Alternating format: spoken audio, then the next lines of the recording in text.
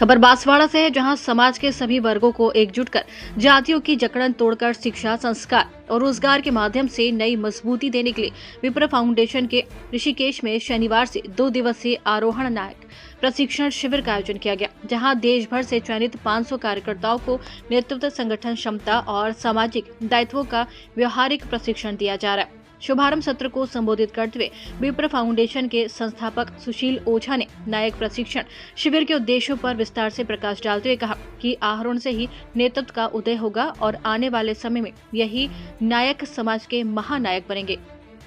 उन्होंने कहा कि ऊंचाइयों को वही व्यक्ति छू सकता है जो अनुशासित, प्रशिक्षित और उदयभोज से युक्त हो। सत्र की अध्यक्षता करते हुए राष्ट्रीय अध्यक्ष राधेश्याम गुरुजी ने संगठन की विचारधारा रखते हुए कहा कि समाज को आगे ले जाने के लिए अभी बहुत कुछ किया जाना शेष है और इसी आवश्यकता को देखते विप्र फाउंडेशन ने नायक तैयार करने का संकल्प लिया है। आरोहण नायक प्रशिक्षण शिविर के दूसरे सत्र में मुख्य वक्ता के रूप में डॉक्टर CA सुनील शर्मा ने इस सत्र की अध्यक्षता विप्र फाउंडेशन के राष्ट्रीय उपाध्यक्ष जितेंद्र भारद्वाज ने की।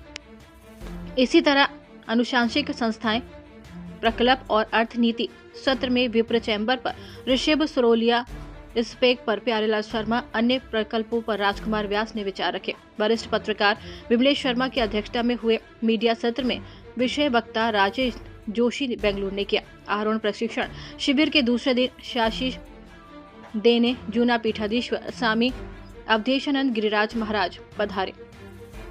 संस्कार में भी जो उसका व्रत है वो ज्ञान के लिए है, ज्ञान के लिए। ब्राह्मण भाग जो है जो सृष्टि में वो ये मुख भाग है। ब्राह्मणों मुखमासीतम बाहुराजन्य कृत, ये कंठ से लेके यहाँ तक का जो भाग है ये ज्ञान भाग है, ये सुरो भाग है। और ये ज्ञान से ही क्रियाएं हैं, ज्ञान से इच्छा है, ज्ञान से संकल्प है, ज्ञान से स्पंदन है, ज्ञान से चेतना है। ज्ञान से, ये ध्यान है, ज्ञान चेतना का नाम है। अगर चेतना नहीं होगी तो प्राणों में स्पंदन नहीं रहेगा, अग्नि नहीं रहेगी, क्रियाएं नहीं होंगी, इच्छा नहीं होगी, ऐशाएं कामनाएं नहीं जगेंगी और आप एक तरह से मृतप्राय रहेंगे।